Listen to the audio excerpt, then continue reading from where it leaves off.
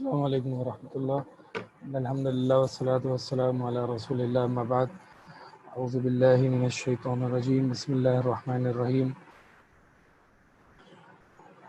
مغرب میں بھی اتنا ٹائم نہیں رہتا تو ہم اسٹارٹ مغرب کے بعد ہی انشاءاللہ کریں گے۔ البتہ لاسٹ کلاسز میں اگر کوئی کویشچن ہے آپ کے پاس تو 5 منٹ ہم کویشچنز دیکھ لیتے ہیں، پھر انشاءاللہ نماز کے بریک لیں گے۔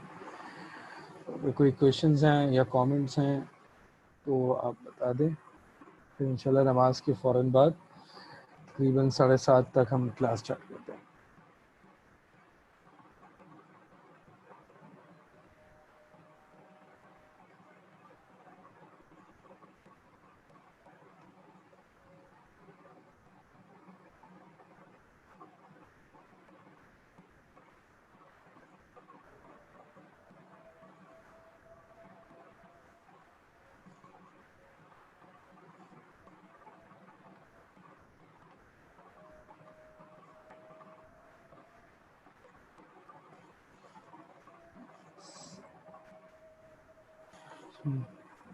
یہ کوشچن آیا کہ آیات یاد کرنی ہے سب جو بک میں ہیں۔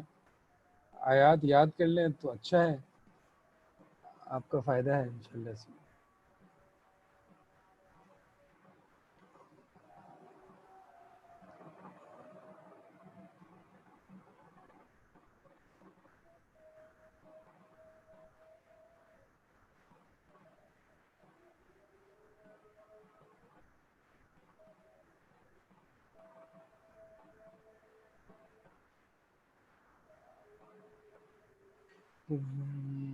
اگر عبادت کے لیے فرشتے موجود تھے تو انسانوں کو کیوں پیدا کیا گیا؟ سوال کا جواب کیسے دیا جائے؟ اگر عبادت کے لیے فرشتے موجود تھے تو انسانوں کو کیوں پیدا کیا گیا؟ دیکھیں، انسانوں کی تخلیق کا مقصد یعنی یہ اللہ کا جو اللہ نے کوئی فائدہ نہیں حاصل کرنا، اللہ کو کوئی اس سے پرسنلی ایک کوئی بینیفٹ نہیں ہے کہ فرشتوں کے پیدا کرنے سے اللہ تعالیٰ کو وہ بینیفٹ حاصل ہو گیا، نہیں، بلکہ یہ انسانوں کی تخلیق کا مقصد ہے، انسانوں کا پرپز ہے کہ انسان کو پیدا کیوں کیا گیا، یعنی انسان کا بنیادی مقصد کیا ہے اس دنیا میں آنے کا؟ وہ ہے عبادت کرنا۔ انسان کا بنیادی مقصد اس دنیا میں آنے کا ہے کہ اللہ تعالیٰ کی عبادت کرنا، ٹھیک ہے۔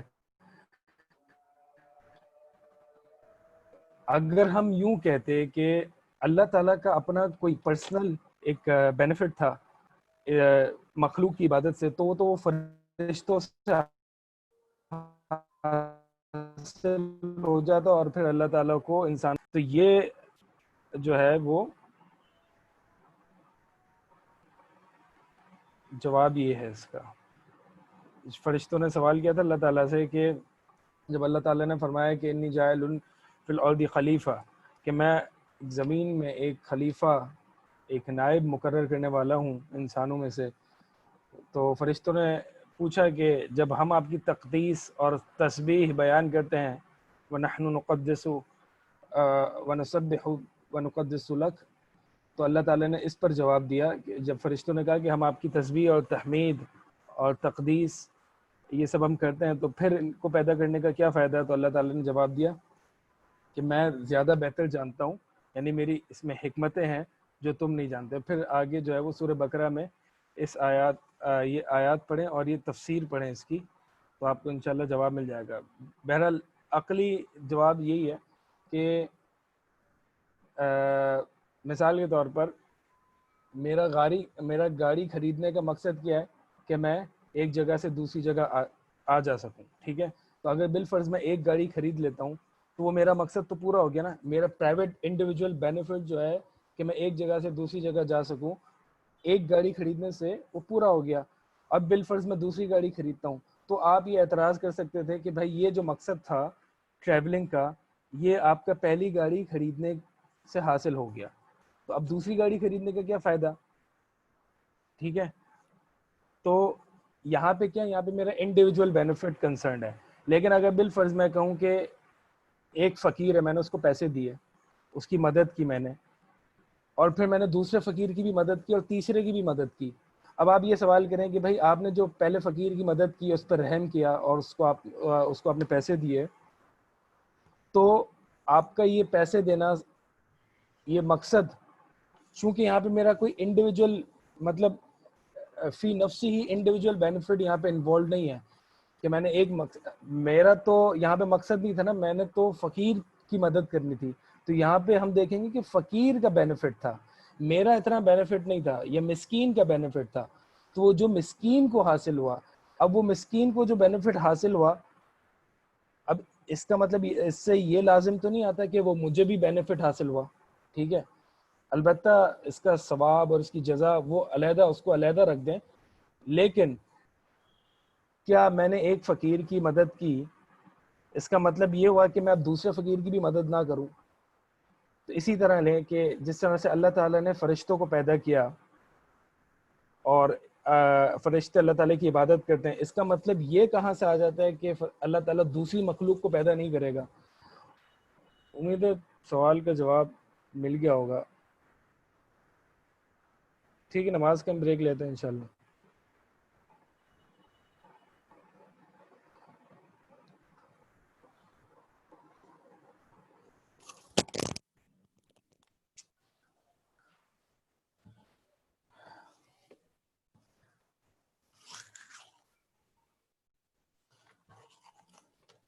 ٹھیک ہے، ہم نیکسٹ جو اسٹارٹ کرتے ہیں. پہلے آپ کو تھوڑا میں کانسیپٹ سمجھا دوں، پھر انشاءاللہ ہم کتاب سے پڑھ لیں گے.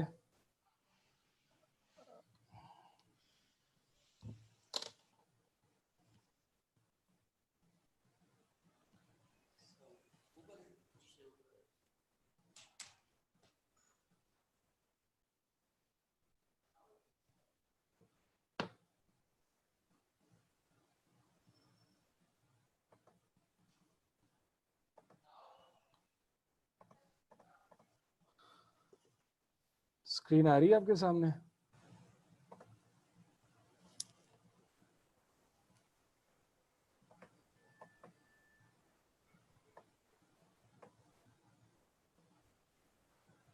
ٹھیک ہے جی.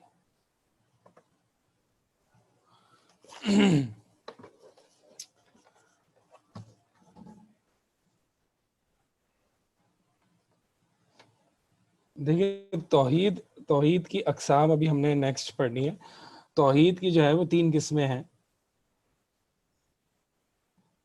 توحید کی 3 قسمیں ہیں.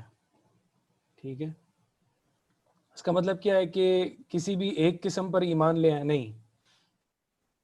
یعنی توحید ایک کانسیپٹ ہے جس کے اندر یہ تینوں چیزیں آ جاتی ہیں، اور ان سب پر ایمان رکھنا فرض ہے. پہلی ہے توحید ربوبیت.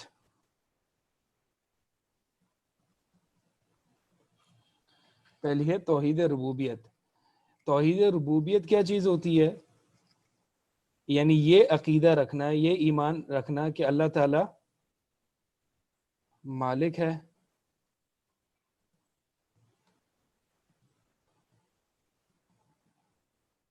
رازق ہے، مدبر ہے. توحید ربوبیت ان تینوں چیزوں پر ایمان رکھنا ہے. یعنی اللہ تعالی اکیلا مالک ہے، اکیلا رازق ہے، اور اکیلا ہی اس کائنات کا مدبر ہے، تدبیریں کرنے والا. یعنی اللہ تعالیٰ اس میں ان تینوں چیزوں میں واحد ہے. یہ ہے توحید ربوبیت.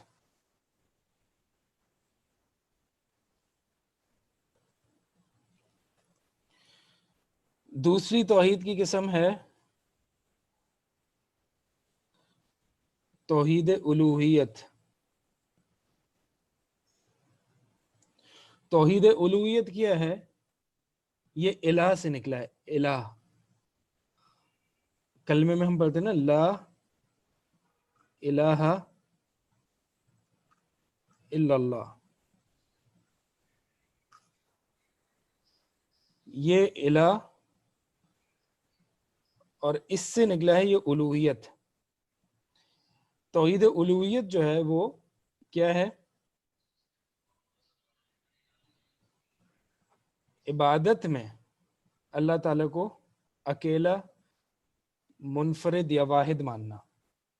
یعنی یہ عقیدہ رکھنا کہ صرف اللہ اکیلا واحد ہی مستحق ہے کہ اس کی عبادت کی جائے.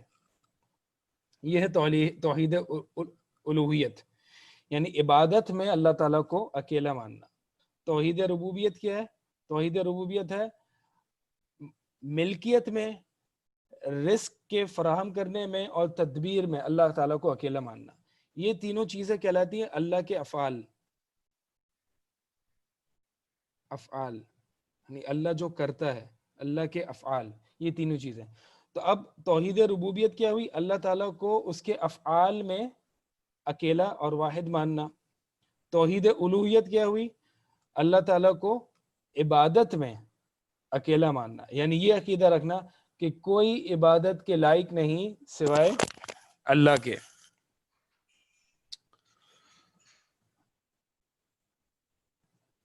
توحید تیسری ہے توحید اسماء و صفات.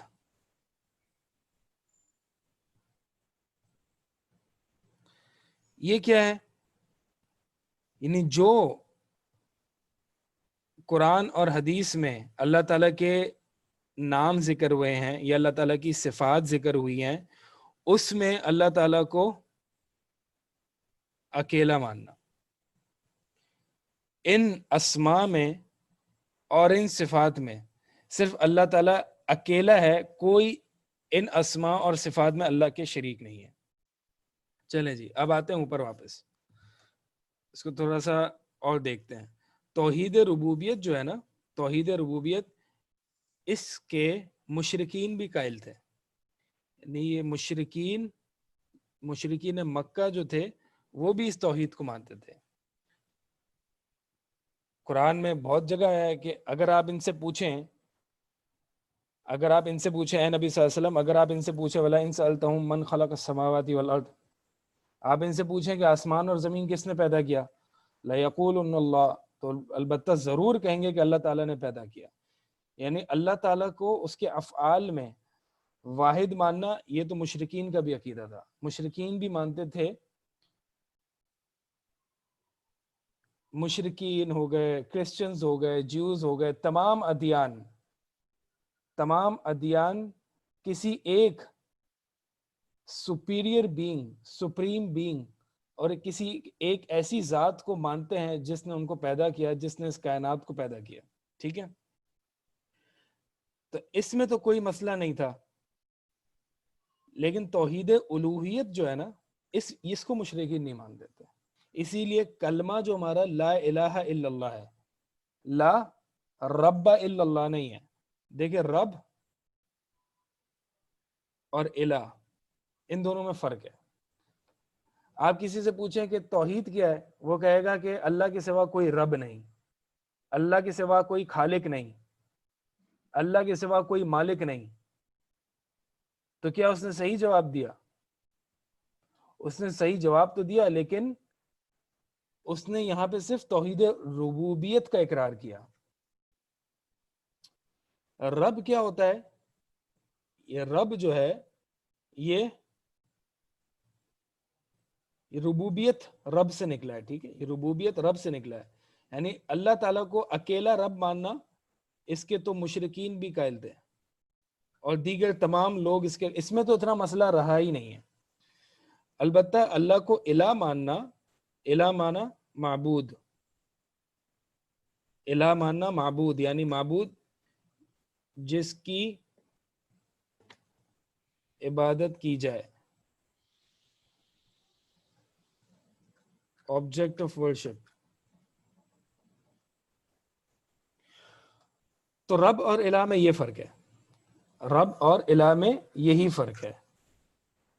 ابراہیم علیہ السلام کے دور میں جتنے جو لوگ تھے وہ بتوں کو پوجتے تھے، وہ بتوں کو الہ مانتے تھے، لیکن رب اللہ کو ہی مانتے تھے. اسی طرح مشرکین مکہ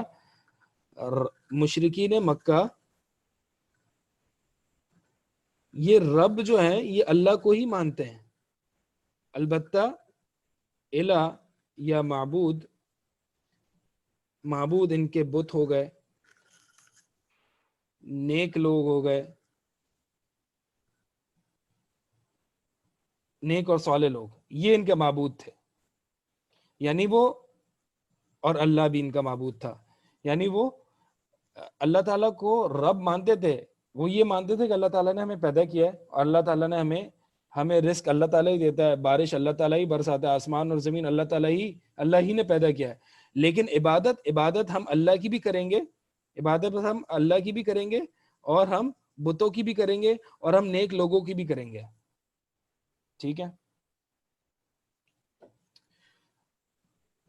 اچھا، تو اب رب اور الہ میں فرق آ گیا. اب کلمہ دیکھیں کیا ہے، کلمہ یہ نہیں ہے لا رب الا اللہ، کلمہ اس لفظ کو شامل نہیں ہے، بلکہ کلمہ اس کو ہے، لا الہ الا اللہ. یعنی اب ترجمہ کیا ہوگا، کوئی معبود برحق نہیں سوائے اللہ کے.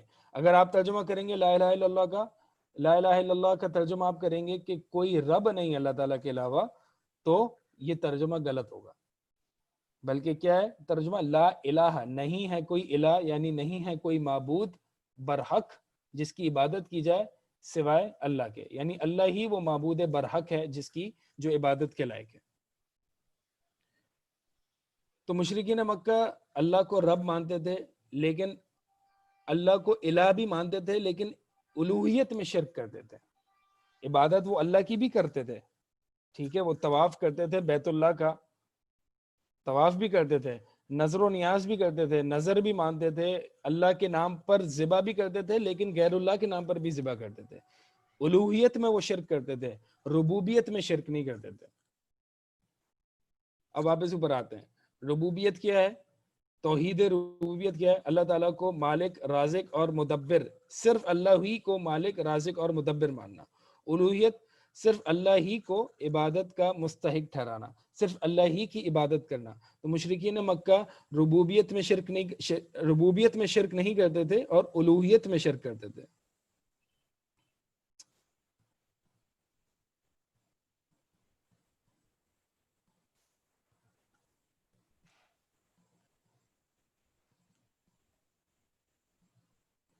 ٹھیک ہے،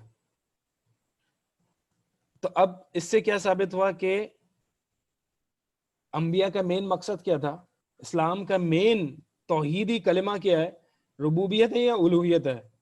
الوہیت ہے، کیونکہ لا الہ الا اللہ ہے، لا رب الا اللہ نہیں ہے، اللہ کے سوا کوئی رب یہ کلمہ نہیں ہے، بلکہ لا الہ الا اللہ ہے.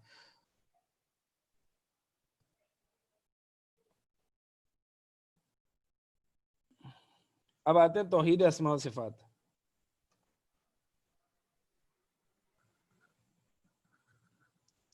توحید اسماء و صفات کیا ہے کہ اللہ تعالیٰ کے جو نام اور جو صفات، جو کیریکٹرسٹکس، جو ایٹریبیوٹس، جو نام اللہ تعالیٰ کے قرآن اور حدیث میں آئے ہیں، ان کو بے عین ہی ایسے ہی تسلیم کرنا، ان کو یعنی ان کو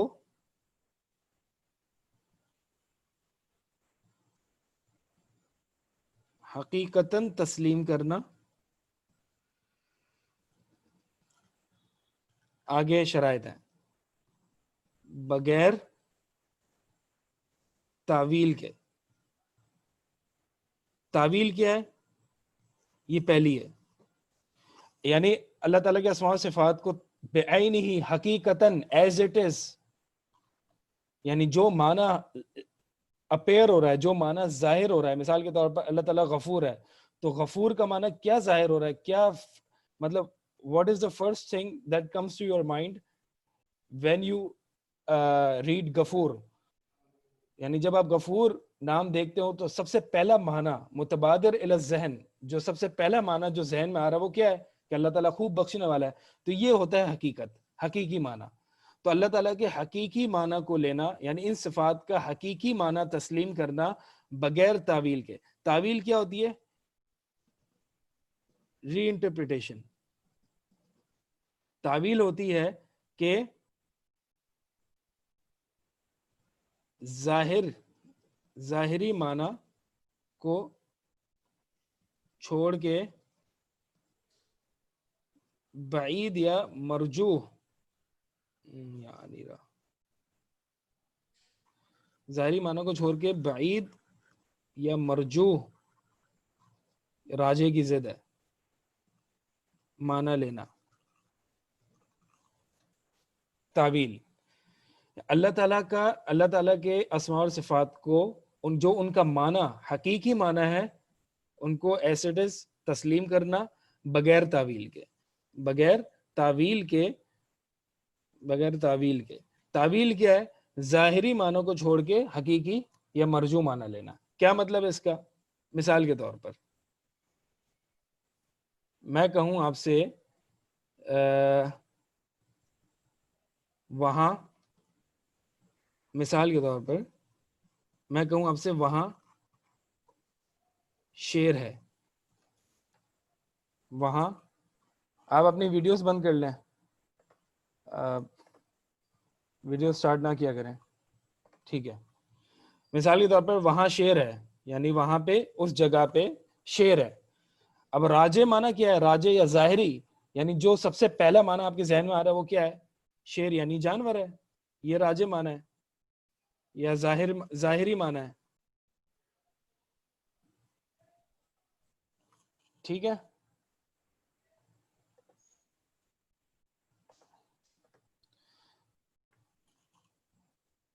آپ کہیں نہیں جی شیر سے مراد میری بہادر انسان، وہاں شیر ہے یعنی وہ بہادر انسان ہے. یہ معنی جو ہے یہ ایلیگوریکل ہے، یعنی یہ معنی جو ہے یہ مرجو معنی ہے، یا یہ ظاہری معنی نہیں ہے، غیر ظاہر ہے. یعنی آپ کو سیاق یا کانٹیکس سے اس کو ثابت کرنا ہوگا کہ یہ معنی میرا مراد نہیں ہے. یعنی اگر آپ کہو کہ وہ دیکھو جس طریقے سے لڑ رہا ہے گویا کہ وہ شیر ہے، تو اب یہاں پہ جو سینٹنس ہے یہاں پہ جو میں ڈیفائن کر رہا ہوں اور جو اس کا کانٹیکسٹ ہے، یہاں پہ میں یہ کہہ سکتا ہوں کہ یہاں پہ شیر بمعنی بہادر انسان ہے. ٹھیک ہے. تو اب مثال کے طور پر اب یہ شیر ہے، وہاں پہ شیر ہے، اس کا ظاہری معنی کیا ہے کہ وہ شیر ایک جانور، لائن ہے. لیکن میں اس کی تعویل کرتا ہوں اور میں جو ظاہر معنی ہے اس سے ہٹ کر میں دور کا معنی لیتا ہوں جو کہ بہادر انسان ہے. کسی انسان کو کہتے ہیں نا شیر ہے یہ، تو یعنی بہادر انسان ہے. تو مرجو یا غیر ظاہر معنی کب لینا جائز ہے؟ جب کانٹیکسٹ ہمیں بتا رہا ہو، یعنی اس جملے کا سیاق بتا رہا ہو. یعنی اگر کوئی جنگ چل رہی ہے اور میں کہوں دیکھو وہ شیر ہے، ٹھیک ہے، تو وہ یہاں پہ کیا معنی لیا جائے گا کہ بہادر انسان ہے. اب مثال کے طور پر اللہ تعالیٰ نے فرمایا کہ میں نے بنی آدم کو اپنے 2 ہاتھوں سے پیدا کیا. میں نے آدم علیہ السلام کو اپنے ہاتھوں سے پیدا کیا. یہ اللہ تعالیٰ کی صفت ہے، ہاتھ، اللہ کا ہاتھ، ٹھیک ہے، یہ اللہ کی صفت ہے. اب اس کے 2 معنی ہیں. ظاہری معنی کیا ہے کہ اللہ تعالیٰ کے ہاتھ ہیں، جو ہاتھ ہمیں سمجھ میں آتے ہیں، ٹھیک ہے، جو ہاتھ جس کو ہم ہاتھ کہتے ہیں. ایک ہے مرجو معنی، یعنی اللہ کی نصرت، یعنی میں کہتا ہوں نا کہ تم جاؤ تمہارے پیچھے میرا ہاتھ ہے، تم جاؤ آگے لڑو تمہارے پیچھے میرا ہاتھ ہے. تو یہاں پہ میرا ہاتھ ہے، اس کا مطلب میرا یہ حقیقی ہاتھ نہیں ہے بلکہ میری مدد ہے اور میری نصرت ہے. تمہارے پیچھے میری نصرت اور میری مدد ہے. تو یہاں پہ میں نے یہ کانٹیکسٹ ڈیفائن کر رہا ہے کہ یہاں پہ میں نے ظاہری معنی کو چھوڑ کے میں نے بعید ہی معنی لیا، بعید دور کا معنی لیا جو کہ ہاتھ بمعنی نصرت. ٹھیک ہے. تو مرجو معنی کیا ہے؟ نصرت یا مدد. اور حقیقی معنی راجے معنی یا ظاہر معنی یہ وہی ہے جو ہم ہر انسان سمجھتا ہے کہ ہاتھ کا کیا معنی ہے. تو اللہ تعالیٰ کے ہاتھ کو تسلیم کرنا ظاہری طور پر ایسے ہی جیسے وہ جو یہ ہاتھ کا معنی ادا کر رہا ہے. یعنی اگر میں کہوں کہ اللہ تعالیٰ نے آدم علیہ السلام کو 2 ہاتھوں سے اپنے ہاتھوں سے پیدا کیا تو یہاں پہ میں اگر اللہ کے ہاتھ کا معنی کر دوں اللہ تعالیٰ کی نصرت، یعنی اللہ تعالیٰ نے آدم علیہ السلام کو اپنی نصرت اور اپنی مدد سے پیدا کیا، تو یہ کہلائے گی تعویل، اور یہ تعویل یہ کہلائے گی تعویل، اور یہ تعویل جو ہے یہ جائز نہیں ہے، یہ حرام ہے، اس تعویل کی کوئی دلیل نہیں ہے. ٹھیک ہے، تو یہاں پہ میں راجع اور ظاہری معنی لوں گا. سمجھ میں آ رہی ہے آپ کو سب کو؟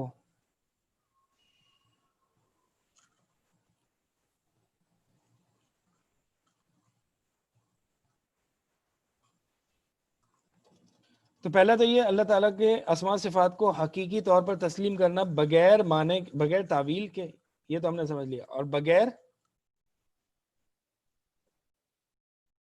بغیر کیفیت بیان کیے. یعنی اللہ تعالیٰ کے ہاتھ کیسے ہیں، کیفیت، اللہ کے ہاتھ کیسے ہیں، جیسے اس کی شان کے لائق ہے، جیسے اس کی شان کے لائق ہے. کیسے ہیں اس کی کیفیت ہم بتا نہیں سکتے، کیونکہ اس کا علم ہمیں دیا نہیں گیا. قرآن اور حدیث میں کہیں بھی اللہ تعالیٰ کے اسماء اور اللہ تعالیٰ کی صفات کی کوئی بھی کیفیت بیان نہیں ہوئی. تو ہم کیا کہیں گے کہ اللہ تعالیٰ کے ہاتھ، یہ اللہ تعالیٰ کا چہرہ بھی آیا، وَيَبْقَى وَجْهُ رَبِّكَ ذُو الْجَلَالِ، اللہ تعالیٰ کا چہرہ ذو الجلال والاکرام باقی رہے گا، باقی سب فنا ہو جائے گا. اسی طرح اللہ تعالیٰ کے چہرے کا دیدار بہت ساری احادیث میں آتا ہے. تو اللہ کا چہرہ ہے، اللہ کے ہاتھ ہیں، اللہ تعالیٰ محبت کرتا ہے، یہ اللہ تعالیٰ کی صفت ہے. اللہ تعالیٰ ناراض غصہ ہوتا ہے، یہ بھی اللہ کی صفت ہے. تو غصہ کیسے ہوتا ہے، جیسے ہم ہوتے ہیں؟ نہیں. کیسے ہوتا ہے؟ کیفیت بیان نہیں کی گئی، جیسے اس کی شان کو لائق ہے. تو ہم یہی کہیں گے کہ کیفیت بیان نہیں کی، لہٰذا اللہ تعالیٰ کی صفات، اللہ تعالیٰ کے اسماء کی کیفیت بیان کرنا یہ جائز نہیں ہے بلکہ حرام ہے. کیوں حرام ہے؟ کیونکہ اللہ تعالیٰ پر بغیر دلیل کے اللہ تعالیٰ پر کسی قول کو باندھنا، اللہ تعالیٰ پر کسی بات کو کہنا بغیر دلیل کے، تو بغیر کیفیت بیان کیے. تیسری، بغیر تشبیہ کے، اللہ تعالیٰ کے اسماء اور صفات کو تسلیم کرنا حقیقی طور پر بغیر تشبیہ کے. ٹھیک ہے، بغیر تشبیہ کے. تشبیہ کیا ہے؟ تشبیہ ہے کہ اللہ تعالیٰ کے صفات کو کسی مخلوق کے ساتھ تشبیہ دینا، یعنی سملیرٹی میں آتی ہے تشبیہ. یعنی میں یہ کہوں کہ اگر کوئی شخص کہے کہ اللہ تعالیٰ کے ہاتھ یا اللہ تعالیٰ کا چہرہ کیسا ہے، جیسے کہ مثال کے طور پر انسانوں کا ہے، تو یہ تشبیہ ہو جائے گی. کسی بھی مخلوق کے ساتھ تشبیہ ہوتی ہے. اور تمثیل جو ہے نا، تمثیل کیا ہوتی ہے؟ کسی انسان کے ساتھ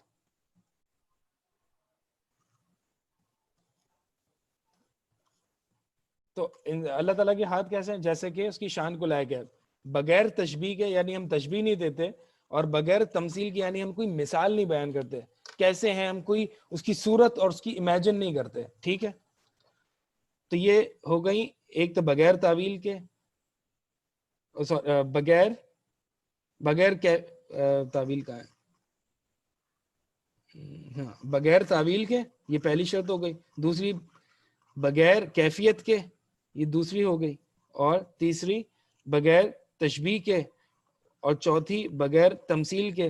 باقی انشاءاللہ ہم پانچویں ہے تعطیل، یہ ہم انشاءاللہ نیکسٹ کلاس میں دیکھیں گے.